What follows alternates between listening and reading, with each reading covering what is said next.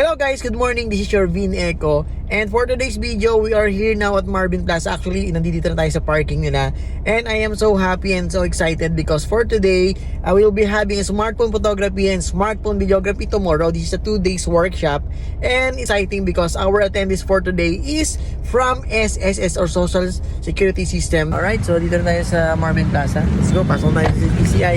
Iwan natin yung laptop natin. Importante yan, kape. Yan ang kape ko.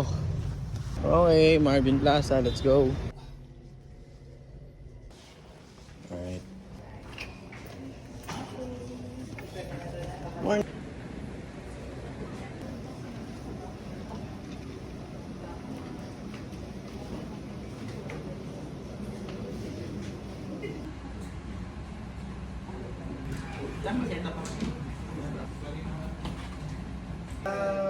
One office only or different branches? Introducing ourselves, then what branch, and Buenos dias. so most of you is nabunot na nalay, pero meron ako narinig ng isa nag-ano siya, apply.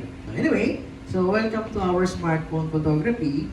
And syempre, this is a hands-on workshop with Elvin Collantes. And I need to introduce myself then, okay? So I am Elvin Collantes. Of course, I'm a busy instructor. I am a photographer and cinematographer for wedding, commercial, corporate, and travel. So they call it a hybrid ata sa industry because I can do photography and videography at the same time.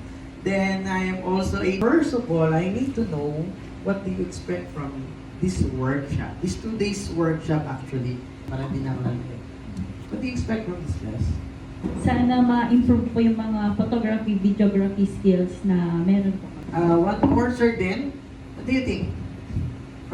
Sir, I think Huli na explore ang Who among you using a Android smartphone? Taas mo yung kamay.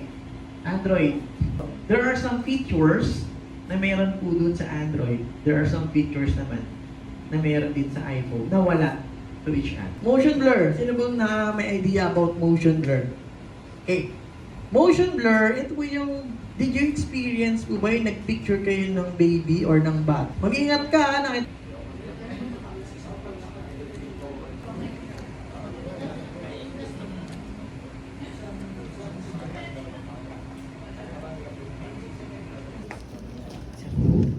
Okay, sige po.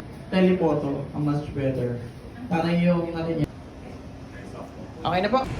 Alright, so time check is 2:30 and 2 p.m. pinalabas ko sila to take some photographs kasi kailangan nila ng hands-on para makapag-take sila ng photograph and kailangan nila i-submit sa akin yan. Naiki-critic naman natin later. Tapos tingnan natin kung sino yung mananalo. Mukhang magandang laban na kasi inter-branches sila ay nationwide. So, yun lang yan. So, waiting lang tayo dito, 30 minutes, edit sila, tapos sasabihin nila sa atin, and we will know kung sino yung mananalo, and yung talagang nakapag-execute ng mga natutunan nila dito. Ito lang is overexpose siya, pero baka purposely, kasi di ba ang bright side dun mapapatingin, since ang subject niya raw is yung nasa gitna. Alright? Okay.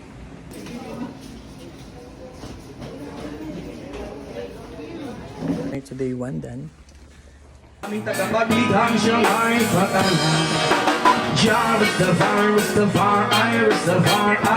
Gusti ay salamat sa gabay mo.